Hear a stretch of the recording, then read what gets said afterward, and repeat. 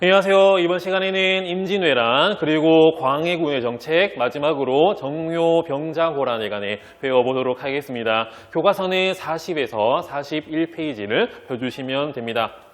오늘 배울 내용은 아까 설명한 대로 세 가지입니다. 첫 번째로 일본의 도요토미 히데요시가 1592년 우리 조선을 공격하면서 시작이 된 한중일의 국제전쟁이라 할 수 있는 임진왜란이고요. 두 번째는 임진왜란이 끝나고 난 다음에 선조에 이어 왕이 된 광해군이 강성해지고 있는 후금과 점차 약해지고 있는 명나라 사이에서 중립과 실리를 추구한 이 중립외교고요. 마지막 세 번째는 광해군의 중립외교 등으로 인조와 서인 세력들이 인조 반정을 일으켜서 광해군을 몰아내고 난 다음에 친명배금 정책을 펼치게 되니까 이를 배경으로 후금, 즉 청나라가 우리 조선을 공격하게 되는 정묘호란, 병자호란입니다. 그럼 먼저 1592년에 발발해서 1598년에 종전하게 된 임진왜란에 대해 배워보도록 하겠습니다. 임진왜란의 발발 전개 결과순으로 이 지도와 함께 수업을 진행해 보도록 하겠습니다. 그럼 먼저 발발입니다. 임진왜란이 발발 직전에 일본의 센코쿠 시대, 즉 전국 시대라고 해가지고 일본의 힘 있는 사람들이 서로 땅을 나눠 갖고 싸우고 있는 시대였거든요. 이렇듯 일본이 전국 시대로서 서로 싸우고 있었는데 이렇게 싸우고 있던 시대를 통일한 사람이 바로 도요토미 히데요시입니다.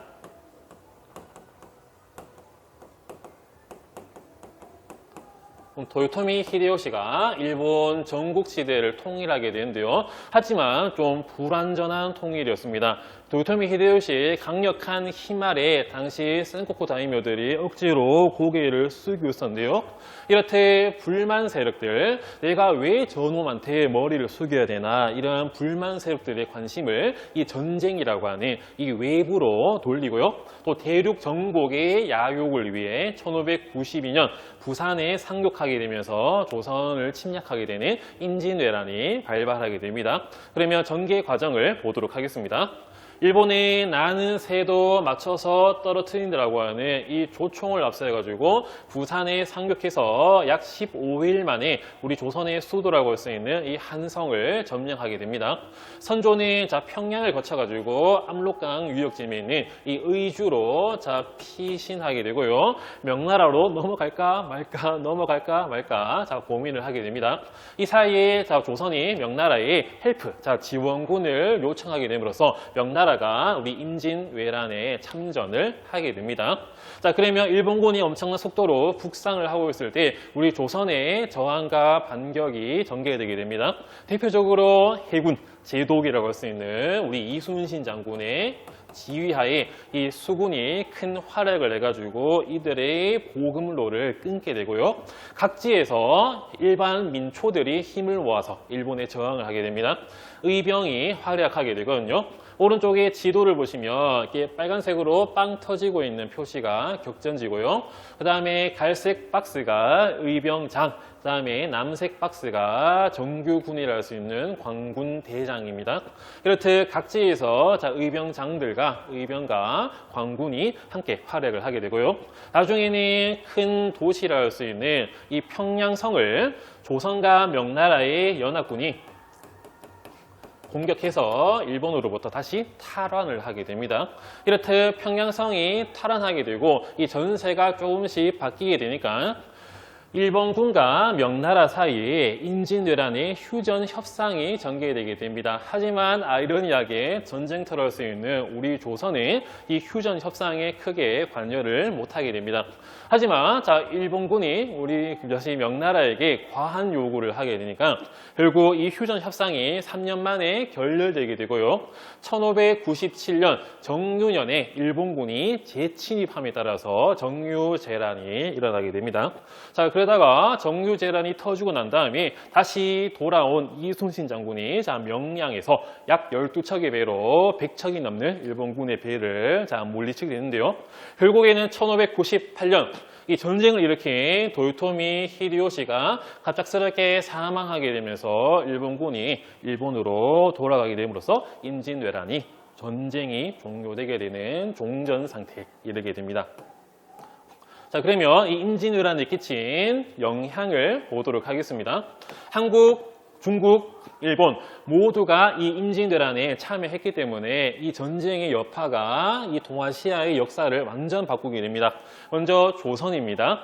조선이 전쟁터였기 때문에 국토가 황폐화되게 되고 수많은 사람들이 희생당하게 되고요. 중국에서는 이제 국가가 바뀌게 되는 그 배경으로 작용되게 됩니다. 자, 명나라가 임진왜란에 온갖 군량과 군대의 세력을 보내게 되니까 만주가 텅텅 비게 되거든요. 여진족이 있던 이 틈을 노려가지고 여진족이 빠르게 성장을 하게 되고 이 여진족들을 규합한 누르하치가 이 신기호로 누르하치가 1616년에 후금을 건국하게 되고요. 명나라와 후금 사이에 전쟁이 벌어지게 됩니다. 일본에서도 큰 변화가 일어나게 되는데요. 임진왜란을 일으켰던 이 도요토미 히데요시가 죽고 그 아들이었던 도요토미 히데요리가 그 뒤를 물려받게 되는데요. 하지만 야심을 숨기고 있던 이 토쿠가와 이에야스에 의해서 이 정권이 결국 몰락하게 되고요. 이 사이쯤에 1603년 일본 도쿄를 할 수 있는 이 에도에서 천박정부, 군사정부를 할 수 있는 에도 막부가 수립이 되게 됩니다. 자, 밑에 있는 거는 서해의 류성룡이 쓴 임진왜란 때쯤에 있었던 당시 서울의 상황인데요. 선조 26년 10월 국왕의 행차가 다시 서울로 돌아왔답니다. 성 안에 타다 남은 건물 잔해와 시체로 가득하고 굶주림에 시달린 사람들이 인육, 사랑고기를 먹기도 했고 곳곳에서 도적들이 일어났다. 이런 기록을 류성룡이 남기기도 했습니다. 자, 그 다음에는 임진왜란이 끝나고 난 다음에 선조의 뒤를 이어 왕이 된 광해군의 중립외교입니다. 그럼 광해군의 정책을 하나씩 보도록 하겠습니다. 먼저 임진왜란 이후 전쟁 후의 상황을 다시 원래대로 복구하기 위한 전후 복구 사업이 활발히 이루어지게 됩니다. 당시 토지의 주인이 누구인지 알아내서 세금을 거두기 위한 책, 이 토지 대장을 다시 만들고요. 다음에 어떤 마을 지역에 어떤 사람들이 살고 있는가 파악을 해서 세금을 거두려고 하는 이 호적도 정비 사업으로 이루어지게 됩니다. 그리고 또 외세가 다시 쳐들어올 수 있으니까 이 성곽을 수리하는 등의 국방 강화 등 이런 전후 복구 사업이 일어나게 되고요. 그리고 또 대표적인 이 외교 정책이라 할 수 있는 이 중립 외교가 광해군 때 이루어지게 됩니다. 당시 약해지고 있는 중국을 먹고 있던 명나라와 여진족의 후금이 이제 전쟁을 벌이고 있었는데요. 명나라가 후금이 더 크기 전에 먼저 선제 공격을 하려고 합니다. 자, 이에 따라서 우리 조선에게도 지원군을 명나라가 요청을 하게 됩니다. 그러면 지원군 요청을 받은 광해군이 큰 고민에 빠져요. 아직 전쟁이 끝난 지 얼마 안 됐는데 수많은 군대와 군량, 식량 이런 물자를 보내면 우리의 나라가 다시 흔들릴 수 있습니다. 자, 그에 따라서 후금과의 충돌을 피하고 명나라와의 이 의리를 지키기 위해 중립 외교를 이 명과 후금 사이에서 전개하게 되는데요. 당시의 상황을 기록을 통해 보도록 하겠습니다. 위에 있는 거는 광해군에 관한 조선 왕조 실록이라고 할 수 있는 광해군 일기고요. 밑에 있는 거는 그 다음 왕이었던 인조 때 적힌 인조실록입니다. 먼저 위에 있는 광해군 일기를 보면 광해군이 도원수 최고 지휘관이었던 이 강홍립에게 몰래 지시를 했다고 합니다. 원정군 가운데 1만은 조선의 정예병만을 선발하여 훈련했다. 자, 1만 명을 명나라의 지원군으로 보내다 봅니다. 이제 장소와 병사들이 서로 숙달하게 되었노라. 훈련 잘 마쳤다. 하지만 이들을 이 지원군으로 보내는 것은 아깝다. 이런 생각을 했겠죠. 자, 그때는 강홍림은 명나라 장수들의 명령을 그대로 따르지 말고 신중하게 처신해서 오직 패하지 않는 전투가 되도록 최선을 다하라. 상황을 잘 파악해라 이 말입니다. 자, 결국은 강홍립과 그 조선군 1만 명이 명나라를 도와가지고 만주 올라갑니다. 사루 등에 그러다가 후금의 공격으로 명나라가 패하게 되고 조선군은 후금 누르하치에게 항복을 해버립니다. 광해군의 말을 잘 따랐네요. 그럼 밑에 내려가가지고 인조실록을 보도록 하겠습니다. 자, 광해는 배은망덕하여 천명을 두루하지 않고 속으로 다른 뜻을 품고 오랑캐에게 이 후금에게 성의를 베풀었다. 김인현 저 오랑캐의 후금을 자 명나라가 정벌할 때에는 은밀히 장수에게 아마 이 장수가 강홍립이 되겠죠. 이 강홍립에게 동태를 모아 패하지 않는 전투가 되도록 행동하게 하였다. 이에 전군이 오랑캐에게 투항하여 이 강홍립과 조선군이 후금 누르하치에게 투항하여 추한 소문이 사방에 퍼지게 하였다.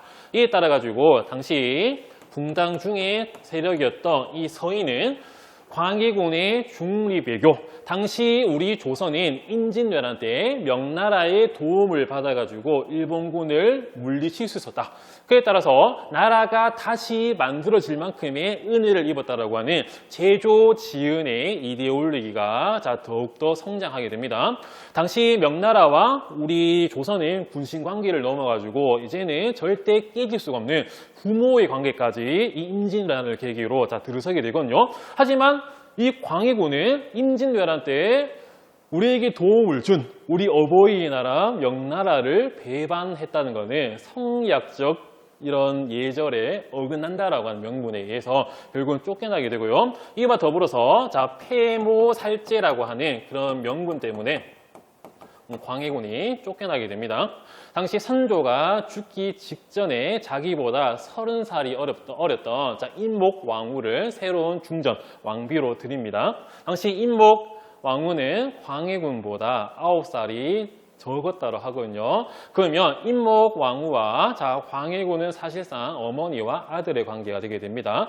그러다가 선조가 죽게 되는데 선조가 죽기 전에 적장자였던 이 영창대군을 낳게 되거든요. 그럼 광해군은 왕이었지만 뭔가 조금의 정통성이 강했던 이 영창대군을 항상 견제하게 됩니다. 그에 따라서 자기 어머니를 할 수 있는 인목대비를 대비 자리에서 패하고 자기 동생 영창대군을 이복 동생이었던 영창대군을 방에 밀어넣어서 가두고 불로 떼어가지고 쪄 죽이게 되는데 이러한 폐모살제라고 하는 이러한 부도덕한 행동을 저질렀다. 폐모살제, 자기 가족을 부모에게 효도도 하지 않고 동생을 죽였다는 것은 성리학의 이러한 질서 속에서는 폐륜 중에 폐륜이거든요. 명나라도 배신하고 어머니를 패하고 동생을 죽인 이 광해군은 양아치다. 그에 따라 가지고 이러한 인조 반정에 의해서 결국 광해군이 폐위되고 새로운 왕이었던 인조를 1623년에 세우게 됩니다. 이것이 바로 인조 반정이었습니다. 그러면 넘어가서 이런 인조와 서인 정권에서 또다시 이러한 후금과 청나라 사이에 전쟁이 벌어지게 되는데요. 정묘호란과 병자호란 이어서 보도록 하겠습니다. 1627년 정묘년에 오랑캐 후금 세력이 난동을 일으켰다고 하는 정묘호란의 배경을 보도록 하겠습니다. 인조와 서인이 당시 집권 세력이었던 광해군과 북인 세력을 몰아냅니다. 항상 정권이 교체되게 되면 그 이전 정권의 정치 방향을 다 엎어버리거든요. 그 이전 광해군 때의 중립외교였다면 인조와 서인은 명나라와 친하게 지내고 후금 세력을 배척하는 이 친명배금 정책을 추진하게 됩니다. 그리고 또 이 평안도 가도에 이상한 명나라 사람이 불법 점령을 하게 되거든요. 옆에 지도를 보시면 바로 압록강 좀 아래쪽에 여기 가도가 있습니다. 여기에 모문룡이라고 하는 이상한 명나라 장수가 명분을 앞세워가지고 이 가도를 불법 점령합니다. 야, 조선아, 지금 너희 위에 이 후금 세력이 있지 않느냐. 그러니까 우리가 가도에 주둔하는 거는 후금 세력이 조선을 공격했을 때 우리 가도에 주둔한 모문룡과 명나라군이 너희 조선을 도와주기 위해서 여기를 점령한다 이런 명분으로 이 가도에 들어가게 되거든요. 하지만 이 모문룡은 사실상 깡패 집단이었거든요. 수시로 육지 넘어와가지고 우리 조선 민가를 약탈한다든지 그리고 또 우리 조선 정부의 많은 물자를 뜯어간다든지 이러한 양아치 짓을 하게 됩니다. 하지만 후금 입장에서는 조선의 정책이 자기한테 실은 이 반대 정책을 하고 있고 이 후방에 이 가도의 명나라 군대가 주둔하고 있다는 것 자체가 상당히 신경 쓰이게 되거든요. 그에 따라 후금이 이 중국의 땅, 이 중원으로 들어가기 전에 이러한 후방을 안정화하기 위해서 조선을 공격하게 되는데 이것이 바로 정묘호란입니다. 자, 그러면 전개 과정 보도록 하겠습니다. 당시 후금군이 압록강 넘어서 쭉 내려오게 됩니다. 우리나라는 북방 민족이 쳐들어오게 되면 수도를 다른 곳으로 이 섬으로 옮기게 되는데요. 그것이 바로 이 강화도입니다. 인조와 그 왕족 대신들은 강화도로 피란하게 되고 전국에서 관군, 의병이 저항을 하게 되니까 결국 후금이 우리 조선과 이 형제 관계를 맺고 물러나게 되거든요. 후금이 형, 조선이 동생 이런 관계를 맺고 돌아가게 됩니다. 하지만 전쟁이 여기서 끝이 나지 않습니다. 약 9년 뒤에 병자년에 병자호란 다시 여진족 세력이 쳐들어오게 되거든요. 그 내용을 보도록 하겠습니다. 당시 후금의 황제, 대칸이 홍타이지였는데요. 홍타이지가 이 국호를 청나라로 바꾸고요. 형제 관계를 넘어서 이번에는 군주와 신하의 관계를 할 수 있는 이 군신 관계를 조선에 요구를 하게 됩니다. 이 군신 관계의 요구에 따라 가지고 조정에서는 이 두 세력으로 갈라지게 되거든요. 첫 번째는 이 평화와 화해를 배척하자라고 하는 또는 전쟁을 주장하는 척화론 주전론이 등장하게 되고요. 이와 반대로 화해를, 평화를 주장하는 이 주화론이 등장을 하게 됩니다. 물론 실상은 척화론 95대 5, 100으로 봤을 때 95대 5로 척화론이 대세긴 했는데요. 이렇게 조정이 갈라지고 서로 싸우는 상황 속에서 1636년에 청나라 군대가 우리 조선을 공격하게 되는 병자호란이 발발하게 됩니다. 자, 그러면 여기 청나라군의 정묘호란 때 얻은 교훈이 있어요. 우리 조선은 전쟁 나면 어디로 도망갈까요? 바로 여기 강화도로 도망간다는 것을 정묘호란 때 이 청나라 군대가 알았습니다. 그래서 이들이 엄청난 속도로 이 압록강을 넘어가지고 강화도로 들어가는 길을 막아버리면 조선 왕은 결국은 강화도로 못 들어가게 되고 우왕좌왕하게 된다. 이걸 캐치하게 됩니다. 그에 따라 가지고 청나라 군대가 미친 속도로 엄청난 속도로 내려오게 되거든요. 사실상 압록강 넘어서 단 6일 만에 이 강화도, 이 서울까지 들이닥치게 되거든요.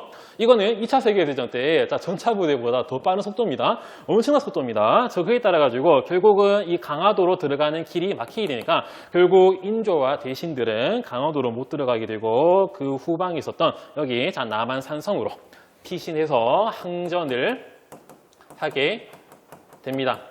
하지만 당시 엄청난 추위, 식량 부족, 그다음에 병사들, 많은 사람들이 지침 이런 것 때문에 결국은 항복을 하게 되거든요. 병자호란 때는 황제였던 아이신교로 홍타이지가 직접 내려와 가지고 당시 왕이었던 인조에게 항복을 받게 됩니다. 조선이 이 삼전도라고 하는 지역에서 결국은 굴복을 하게 되는데 이것이 바로 삼전도의 굴욕이라고 할 수 있거든요. 그럼 삼전도에서 왜 굴욕인가 봤을 때 밑에 있는 삼괴구 고두레라고 하는 또는 삼배구 고두레라고 하는 신하가 황제에게 항복하는 의식을 했기 때문에 이 삼전도에서 벌어진 삼전도의 굴욕이라고 명칭이 드러나게 됩니다. 3번 절하고 넘어갔네요. 3번 절하고 9번 머리를 두드리는 예절이다. 그러면 인조가 저 위에 앉아있는 청나라 대칸 황제인 홍타이지에게 한 번 절하고 하나, 둘, 셋 머리 3번 두드리고요. 두 번째 절하고 하나, 둘, 셋 또 3번 머리 두드리고 세 번째 절하고 하나, 둘, 셋 이렇게 3번 절하고 9번 머리를 박는 신하가 황제에게 항복한 의식을 했기 때문에 삼전도의 굴욕, 그에 따라서 군신 관계를 맺게 됩니다. 마지막으로 우리 교과서에 있는 척화론과 주화론의 사료 내용을 보고 끝내보도록 하겠습니다. 왼쪽에 있는 것은 윤집 등의 척화론, 화해를 배척하자, 또 전쟁을 주장하자라고 하는 척화론입니다. 자, 명나라는 우리나라에게 부모의 나라입니다. 왜? 임진왜란 때 우리나라를 도와줬기 때문에. 자, 노적 청나라는 부모의 원수입니다. 신하가 되어서 부모의 원수와 형제를 맺고 부모의 은혜를 저버려서야 되겠습니까? 더구나 자, 임진년의 일은 임진왜란 때 일은 작은 것까지 모두 명나라 황제의 만력제의 힘입니다. 우리나라가 살아서 숨을 쉬는 한 은혜를 잊으면 안 됩니다. 우리나라가 다시 세워질 만큼 명나라에게 큰 은혜를 입었다. 제조지은이다 말을 하고 있는 겁니다. 나라가 없어지더라도 의리는 저버릴 수 없습니다. 이렇게 인조실록에 적혀져 있고요. 오른쪽에 있는 거는 최명길 등의 주화론의 내용입니다. 자기 힘을 헤아리지 않고 가볍게 큰 소리를 쳐서 오랑캐의 분노를 사 백성을 도탄에 빠뜨리고 종묘와 사직에 제사를 지내지 못하는 것이 큰 잘못이다. 국력은 고갈되었고 오랑캐의 군사는 강합니다. 정묘년, 자 정묘호란 때 맹약을 지켜서 몇 년이라도 화를 늦추어야 합니다. 그동안 어진 정치로 민심을 수습하고 성을 쌓으며 군량을 저축하여 방어를 더욱 튼튼히 해야 합니다. 그리고 군사를 모아 기다리다가 적의 허점을 노리는 것이 우리나라를 위한 계책일 것입니다. 잠시 평화를 늦자라고 주장을 하는 내용을 봤습니다. 자, 이번 시간에는 임진왜란과 광해군의 정책, 그리고 마지막으로 정묘 병자호란에 관해 배워봤고요. 다음 시간에는 그 이후 조선 후기 정치의 변화에 관해 배워보도록 하겠습니다. 이번 수업도 열심히 들어주셔서 감사합니다.